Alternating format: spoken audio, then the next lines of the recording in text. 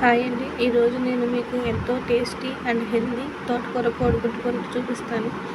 పిల్లలు తినడానికి మారం చేస్తారండి తోటకూరని. ఇలా మనం హెల్తీగా చేసి పెడితే వాళ్ళు ఇష్టంగా తింటారు. దానికి ముందుగా మనం తోటకూరని బాగా కడిగి పెట్టుకుందాం. దీనికి మనం 4 ఎగ్స్ తీసుకుందామండి.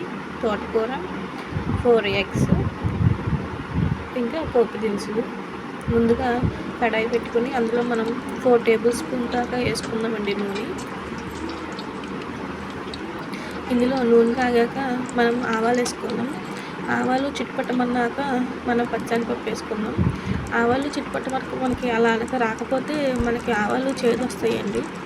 దానివల్ల మనం ఆవాలు చిట్పట్టమన్నాక మిగతా తాలింపు దినుసులు వేసుకోవాలి.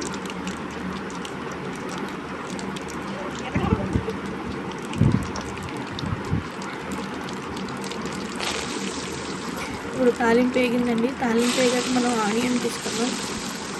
ఆనియన్ కూడా వేసుకుని బాగా కలుపుకుందామండి. ఆనియన్ బాగా వేగాలండి. ఆనియన్ బాగా వేగిన తర్వాత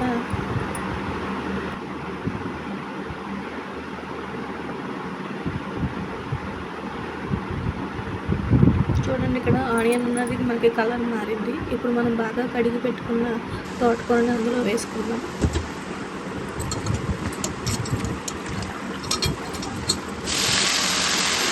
మనకి తోటకూరలోను వెజ్లోని పోషకాలు చాలా ఎక్కువ అండి. పిల్లలకి చాలా ఆరోగ్యంగా ఉంటుంది. మనం ఎప్పుడైనా వారానికి ఒకసారైనా ఇలాంటిది వాళ్ళకి పెడతా ఉండాలి.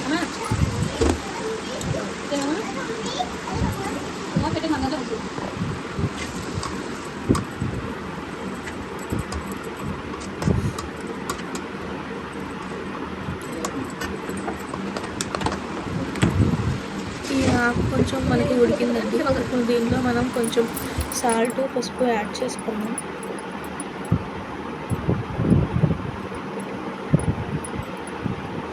ఇప్పుడు కొంచెం కారం వేసుకుందామండి. మనం ఇందులో మసాలా ఏం వాడటం లేదు, అయినా కానీ చాలా టేస్టీగా ఉంటుంది.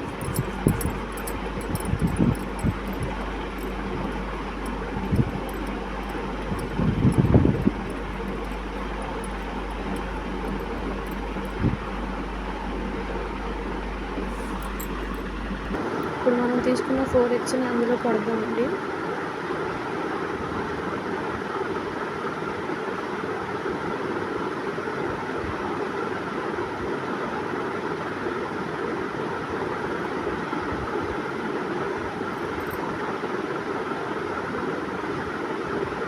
ఇప్పుడు మనం ఒక 5 నిమిషాల దాకా మూత పెట్టుకున్నామండి. అవి కొంచెం మనకు ఉడికాక ఇప్పుడు బాగా కలపాలి.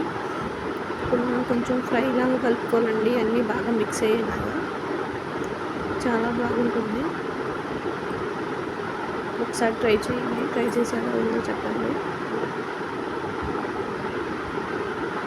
ఇంకా లాస్ట్లో మనం ఫైనల్గా కొత్తిమీర వేసుకుంటాం. ఇంకా మనకి తోటకూర కోడిగుడ్డు పొట్టు రెడీ అండి.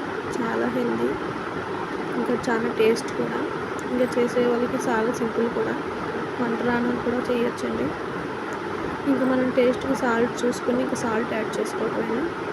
ఇంకా అంతేనండి, మనకి చాలా హెల్దీ అండ్ టేస్టీ తోటకూర కోడిగుడ్డు పొట్టు రెడీ అండి.